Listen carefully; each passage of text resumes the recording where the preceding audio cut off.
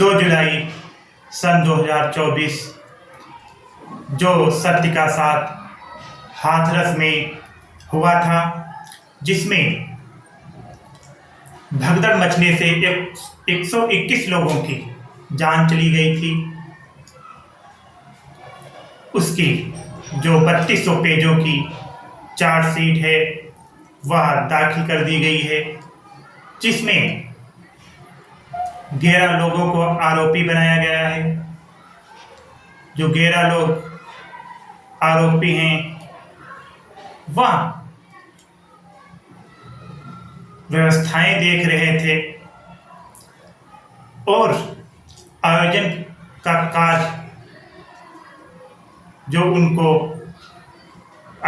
कार्य भी वो भी लोग देख रहे थे। नारायण साकाराही के जो एपी सिंह एडवोकेट हैं सुप्रीम कोर्ट के, उन्होंने क्या बताया इस 3200 पेज की चार्जशीट में। आप लोग इस वीडियो के माध्यम से देखिए कि 3200 पेज की जो चार्जशीट दाखिल की गई उसमें क्या एपी सिंह एडवोकेट जो नारायण साकाराही के हैं उन्होंने इसके बारे में क्या बताया। आप लोग इस वीडियो के माध्यम से देखें कि उन्होंने क्या बताया इसके बारे में।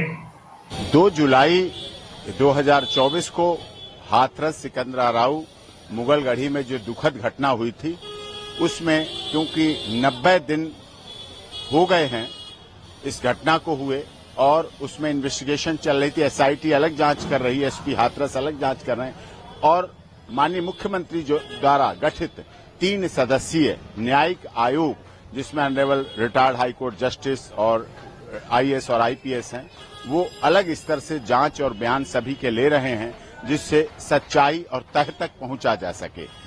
जो घटना हुई थी मानव मंगल मिलन सद्भावना समागम में, इसमें इन्वेस्टिगेशन जो 11 एक्यूज उसमें जेल में थे, जो जेल में थे उसी समय पकड़े गए।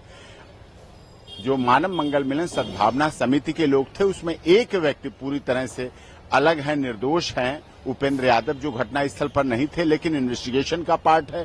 प्लिया अलीबाई है, वो अब चार्जशीट उसमें 11 लोगों के खिलाफ चार्जशीट फाइल हो गई, क्योंकि 90 दिन से अधिक इन्वेस्टिगेशन नहीं चल सकती थी और उसमें एसआईटी और एसपी हाथरस अलग तरह से भी जांच कर रहे हैं। जो जांच अभी चल रही है अन्य पहलुओं पर, जो जहरीला स्प्रे छिड़का गया, जो इस तरह की घटना हुई, सोची समझी साजिश के तहत उत्तर प्रदेश सरकार को बदनाम करने के लिए, मानव मंगल मिलन सद्भावना समागम को बदनाम करने के लिए, नारायण साकाराही जी और सनातन धर्म को जो बदनाम करने की साजिश की गई थी षड्यंत्र के तहत, उस एंगल से भी जांच हो रही। क्योंकि एसआईटी ने जो अपने 16 पॉइंट बनाए थे जांच के, उसमें 15 पॉइंट की जांच हो गई है और 16वें पॉइंट पर जांच चल रही है। हमने 1100 एफिडेविट, शपथ पत्र, मैं सीडीआर मोबाइल फोन लोकेशन के दिए हैं एसपी हाथरस, डीजीपी उत्तर प्रदेश सरकार पुलिस लखनऊ को, माननीय मुख्यमंत्री जी को और माननीय न्यायिक आयोग को, जिसमें कि वो प्रत्यक्षदर्शी हैं, उनके शपथ पत्र हैं,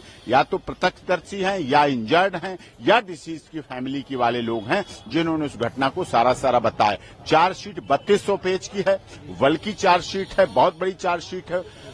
अब उसमें जो फाइल हो गई है, अब कल जो 4 अक्टूबर है, 4 अक्टूबर को वो चार्जशीट की कॉपी सभी एक्यूज को देंगे और सप्लाई करेंगे, हार्ड कॉपी के रूप में सप्लाई करेंगे। पेन ड्राइव से भी देने का प्रावधान है, लेकिन वो बहुत ना तो पढ़े लिखे, ना हाईली एजुकेटेड हैं, ना इस तरह की सुविधाएं रखते हैं, इसलिए उन्हें हार्ड कॉपी हमने मांगी है और हार्ड कॉपी 4 तारीख को उसमें सप्लाई करेंगे। उसके बाद आगे कॉग्निजेंस की बात होगी। ये 11 लोगों का जो मामला था, जो अरेस्ट हुए थे, उनके खिलाफ चार्जशीट फाइल होगी। जांच अभी चल रही है, अन्य पहलुओं पर भी जांच चल रही है। हमारा भी कहना यह है, नारायण साकाराही जी का भी कहना है, पुलिस भी चाहती है, मीडिया भी चाहती, जन भावनाओं से जुड़ा हुआ मामला था, जन मुद्दों से, क्योंकि जो मरने वाले थे वो भी हमारे थे, हमारी संगत के थे। हम ही ने आयोजन किया, हम ही ने बुलाया और हमारे ही लोगों की लाशें बिछी और उनको हमने अंतिम संस्कार जाके किया किसी तरह से। कुछ सही हो गए, कुछ नहीं रहे जीवन में, और जो अंदर हैं जेल में वो भी हमारे ही हैं, उनका प्रोसेस भी चल रहा है। 2 महिलाओं की ऑनरेबल हाई कोर्ट इलाहाबाद से बेल हो गई है। एक रिलीज हो चुकी है मंजू, और दूसरी मंजू की अभी रिहाई बेल बॉन्ड होके रिहाई होगी।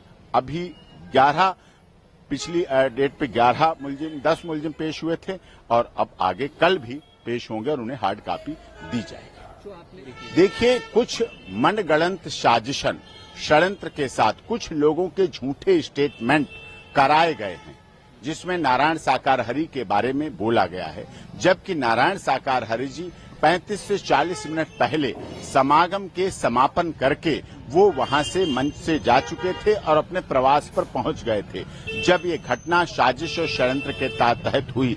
और दूसरी बात, आरोप लगाए जा रहे चरण रज लेने की। चरण रज लेने का वहां कोई प्रावधान नहीं है, पैर छूने का कोई प्रावधान नहीं है। वहां नारायण साकार हरि जी मंच पर पीछे से आते हैं गाड़ी से और गाड़ी से उतरकर मंच पर जाते हैं, और गाड़ी पे बैठकर जब समापन हो जाता है गाड़ी से ही वहां चले जाते हैं, और वहां न चरण लेने का है न पैर छूने का है। जूते मौसम के अनुसार सैंडल जो भी है वो पहन के आते हैं। कोई वहां जैन मुनि का नहीं है जो पैदल चलते हैं, नंगे पैर चलते हैं, वहां चरण रज की बात की जाती है। लेकिन ये जो आरोप लगाए गए पूरी तरह से झूठे हैं, षड्यंत्र हैं। नारायण साकार हरि जी गाड़ी से उतरने के बाद प्रवास तक कहीं न रुकते हैं, न गाड़ी से उतरते हैं, न कोई उनका उम्र भी है, स्वास्थ्य भी मतलब ऐसा नहीं अनुमति देता है कि इस तरह से ऐसा वो कार्य कर सकें।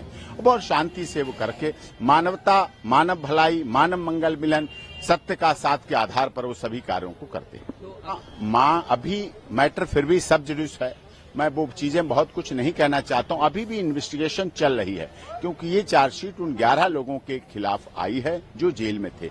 90 दिन का प्रावधान है वीएनएसएस में भी और हमारे जेल मैनुअल में भी और हमारे ट्रायल में, कि तब तक इन्वेस्टिगेशन कंप्लीट करके उनका करना है, क्योंकि बड़ा मामला है। 500 लोगों की स्टेटमेंट तो न्यायिक आयोग अब तक ले चुका है, और भी कई गवाह हैं, पुलिस के गवाह हैं, डॉक्टर्स हैं, एम्बुलेंस, तहसीलदार, इसमें 7 अधिकारी भी सस्पेंड हो चुके हैं, और ये सारा कुछ पूरा ओवरऑल बहुत मामला बड़ा रहा।